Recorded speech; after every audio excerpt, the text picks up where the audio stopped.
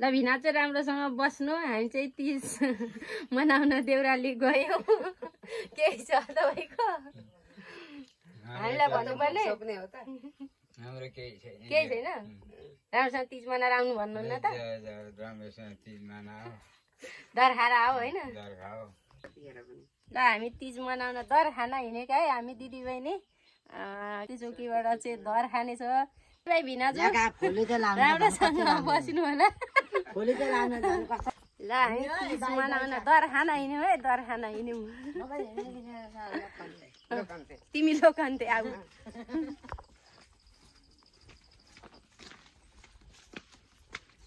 side लाएर हिँड्न जानु न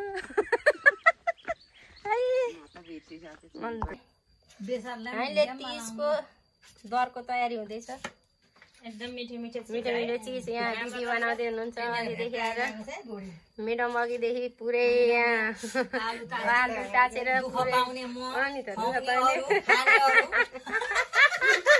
अनि हाम्रो दिदी पनि पुरै काँक्रा काट्दै हुनुहुन्छ अचारको लागि यो आलुदम भाउजू बिहानदेखि बिचरा खटेको खटै हुनुहुन्छ रुदै यहाँ दर चाहिँ विशेष हो भनेर हामी चाहिँ खिरको तयारी गर्दैछौँ आज टन्नै दुध जम्मा गर्नुभएको रहेछ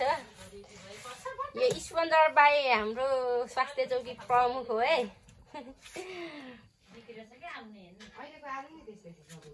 ल भाउजू पकाऊँ त्यसको दर गाइस भन्नु पर्यो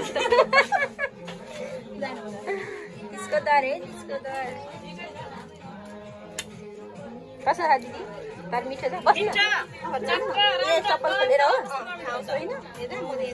बाबु हुन्छ हो ए अनि मैले त थाहै पाइनँ नि त अहिले आएर हेर्दा पनि यहाँ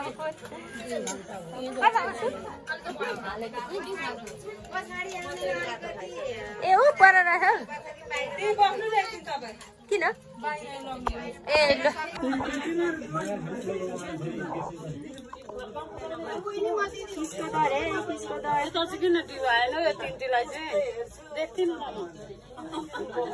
हजुर कस्तो एन्टीलाई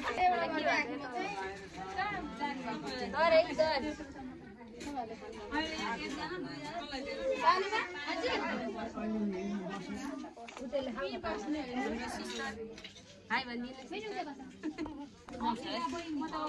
राम्रै आएन